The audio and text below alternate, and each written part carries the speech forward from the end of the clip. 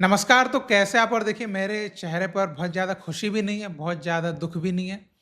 मामला थोड़ा ठीक है क्योंकि अभी वियतनाम के अगेंस्ट वी प्लेड 1-1 और देखिए कई हमारे फैन्स थे, उन्होंने तो ये तक कहा था कि भाई जीत ही नहीं सकते और हारेंगे ही। तो थोड़ा बहुत है ना कि हमको ये भी सोचते रहना चाहिए कि हम थोड़ा बहुत अगर चेंजेस करें टीम में, सही प्लेयर्स को खिलाएँ, सही टैक्टिकल प्लान्स बनाएँ और थोड़ा बहुत बेटर चीज़ें करते रहें, तो थोड़ा बहुत हमारे जो फुटबॉल की स्थिति है, वो धीरे-धीरे सुधरेगी। उस चीज़ को मानना पड़ेगा हमको।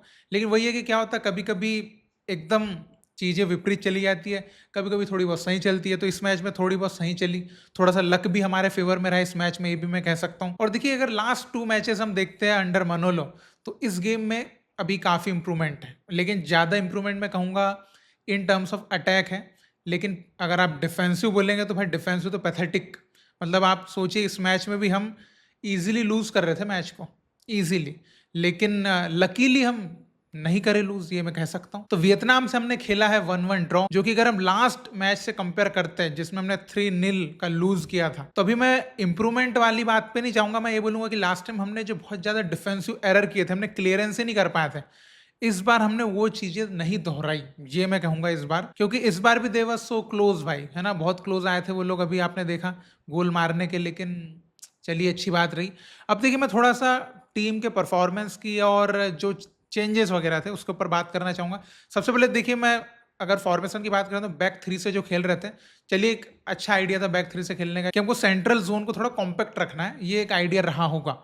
जो कि फर्स्ट हाफ में क्लियरली हम उसमें फेल रहे थे। और देखिए मैं सबसे पहले तो अपने बैक 3 की बात करना चाहूँगा क्योंकि हम डिफेंस भाई बहुत खराब कर रहे हैं। ये आप मानना पड़ेगा। मतलब वियतनाम के प्लेयर्स तो ज़्यादा हाइटेड भी नहीं है, कहाँ हाइट है उनकी? उसके बावजूद भी अगर वो हम पे डोमिनेट करें, हम बोलते हैं कि फिजिकली भाई जो इंडियंस है वो तो वीक है, मिडिल ईस्ट के अगेंस्ट परफॉर्म नहीं कर पाते। यहाँ तो वियतनाम है ना, physically they were not so stronger than us कि भाई इतना है कि मतलब हमको यूँ फेंक रहे हैं। तो अभी तो हम नहीं उनको जो है रोक पा रहे थे अच्छे से।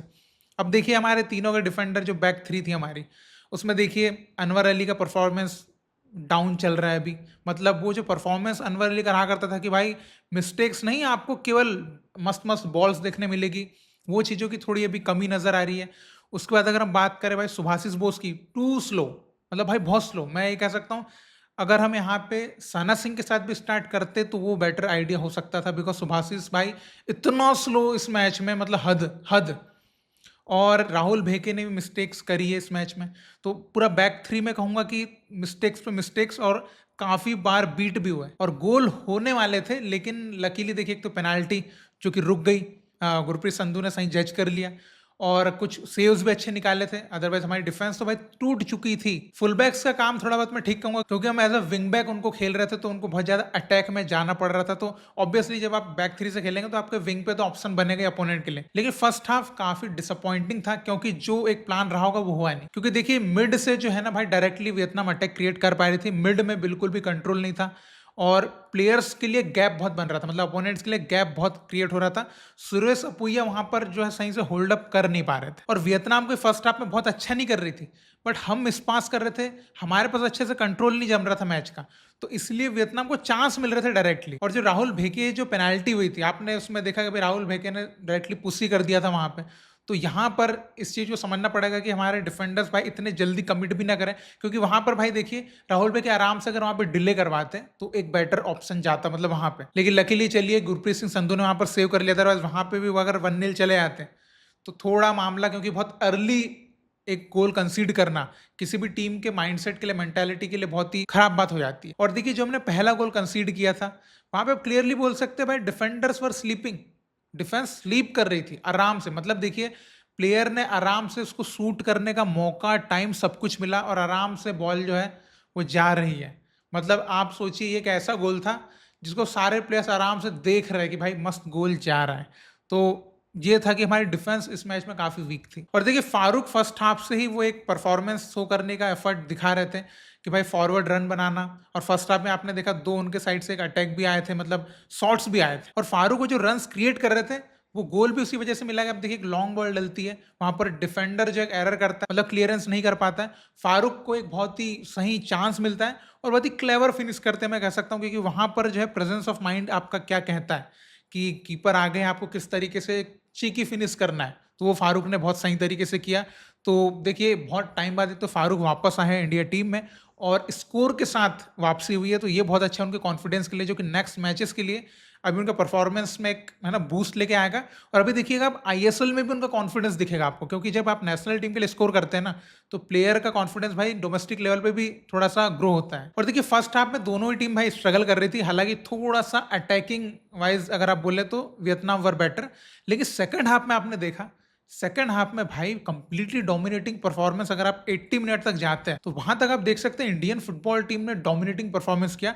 और एक चीज आप देखा था फर्स्ट हाफ में कि हमारी टीम इंडिया जो थी वो बहुत ही ज्यादा एग्रेसिवली अटैक नहीं बना रही थी, जो कि ऐसा लग रहा था कि हमको हमारा जो स्टेमिना है वो सेकंड हाफ के लिए भी थोड़ा बचा के रखना है। तो इस वजह से आपने देखा था कि हम प्लेयर के ऊपर प्रेस तो कर रहे थे, लेकिन बहुत ही हाई प्रेसिंग फुटबॉल नहीं खेल रहे थे। और सेकंड हाफ में आपने देखा था पूरा फुल एग्रेसिवली अटैक हम कर रहे थे और गेम भी हमारे कंट्रोल में था। तो जो चीज़ हम फर्स्ट हाफ में मिस कर रहे थे, सेकंड हाफ में मनोलो ने साथ टीम टॉक किया होगा कि यहाँ पर हमारी जो टीम वीक हो रही है। और सेकंड हाफ में आपने देखा भाई कोई चांस नहीं वियतनाम के पास, मिड से तो बिल्कुल ही नहीं। जो कुछ वो कोशिश कर रहे थे विंग से थोड़ा बहुत ट्राई कर रहे थे और वहां पे भी वो उतने अच्छे से बना नहीं पा रहे थे। तो 80 मिनट के आसपास तक मैं कह सकता हूँ कि इंडियन टीम अटैक में बहुत ही अच्छी थी और मिड में जो प्रेजेंस था हमारा बहुत शानदार।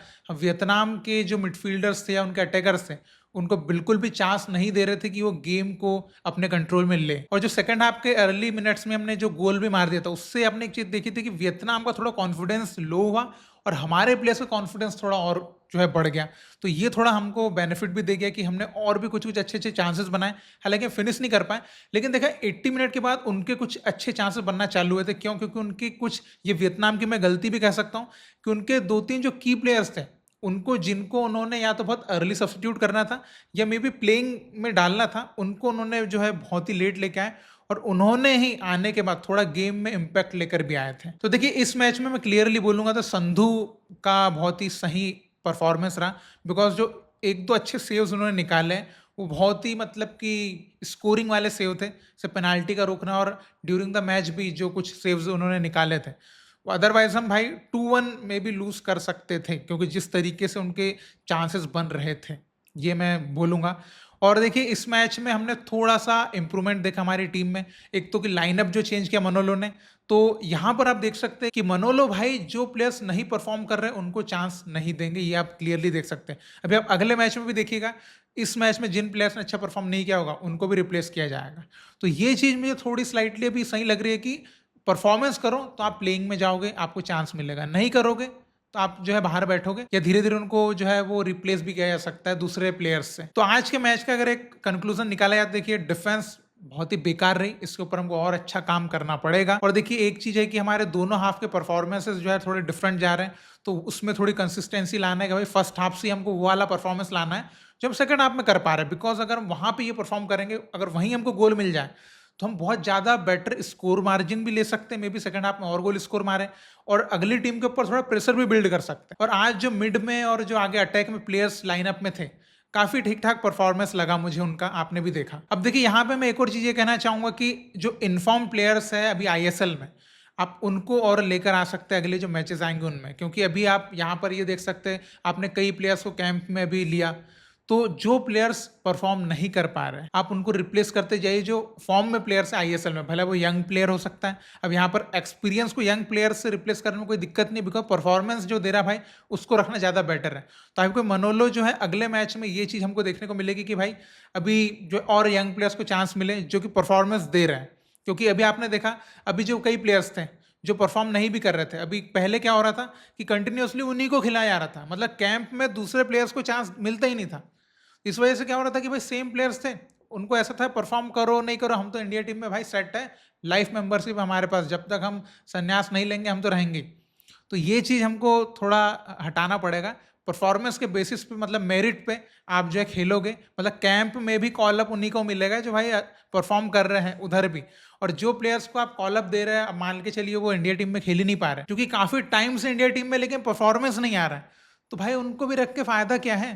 क्योंकि देखिए उनको ना आप एज ए सब्सटीट्यूट यूज़ कर रहे हो, ना आप लाइनअप में तो डालना ही नहीं है उनको, मतलब क्या उनका? उनसे अच्छा जो यंग प्लेयर रिप्लेस करो भाई, तो कम से कम कुछ तो यहाँ पे फ़ायदा मिले, मे बी स्कोर करें या थोड़ा उनका कॉन्फिडेंस आएगा तो बाद में स्कोर करने लग जाएगा। क्योंकि अभी हमको ऐसे प्लेयर चाहिए अटैकिंग में, बेंच वाले नहीं चाहिए कि बेंच में स्ट्रेंथ बढ़ाना है फालतू की, हमको स्कोर करने वाले प्लेयर्स चाहिए भाई, जो ऐसा सब्स्टिट्यूट आके भी टीम में कोई इम्पैक्ट लेके आएंगे कि हाँ देख लो भाई। तो देखिए वियतनाम के अगेंस्ट 1-1 ड्रॉ करना, ये कोई मैं ऐसा नहीं कहूंगा बहुत बड़ी सक्सेस हमने हासिल कर ली है।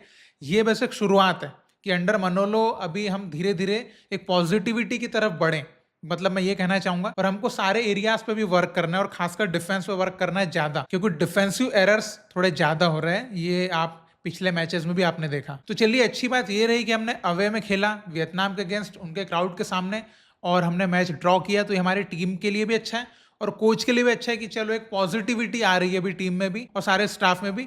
तो आगे अभी जो नवंबर में मलेशिया से मैच रहेगा, आई होप कि भाई हम उसमें विन लेकर आए। अब ड्रॉ नहीं चाहिए, अब विन चाहिए, थोड़ा मतलब पॉजिटिव एंड हो अभी ईयर का, क्योंकि भाई हम ड्रॉ ही किया है सबसे बेस्ट इस सीजन अभी 2024 में इंडिया टीम में। अभी ये चौथा ड्रॉ हो गया, इसके पहले 3 ड्रॉ हम ऑलरेडी जो है खेल चुके हैं। तो अभी मैं चाहता हूँ, सारे फैंस भी चाहते हैं कि भाई एंड ऑफ द ईयर में एक विन के साथ हम ईयर एंड करें और नेक्स्ट ईयर एक विन के साथ स्टार्ट भी करें, और जो अगले मैच में हम विन करेंगे तो हमारी इंडियन फुटबॉल की जो डूबती नैया है वो वापस जो है वो किनारे पे आने की भी आसार थोड़े मिलेंगे। तो मैं आपसे जानना चाहूंगा वियतनाम वर्सेस इंडिया के जो अभी मैच के ऊपर आपके क्या थॉट्स हैं? क्या आपने वीकनेसेस देखी है? आपने कहाँ पर थोड़ी पॉजिटिविटी, मैं ये तो नहीं कहूँगा कि बहुत ज़्यादा स्ट्रेंथ आपने देखी होगी या इंडिया टीम कहीं पे बहुत ज़्यादा स्ट्रांग आपको नजर आई होगी, लेकिन कहाँ पर थोड़ी पॉजिटिविटी अभी आपको आ रही है कि हाँ अभी यहाँ पर इन एरियाज में अभी थोड़ा बहुत हमको अच्छा लग रहा है? और जो भी आपके थॉट्स इस मैच को देखने के बाद आप जरूर कमेंट में लिख के बताइएगा, और इसी तरह आप इंडियन फुटबॉल को सपोर्ट करते रहिए। बहुत बहुत शुक्रिया वीडियो देखने के लिए। जय हिंद, जय भारत।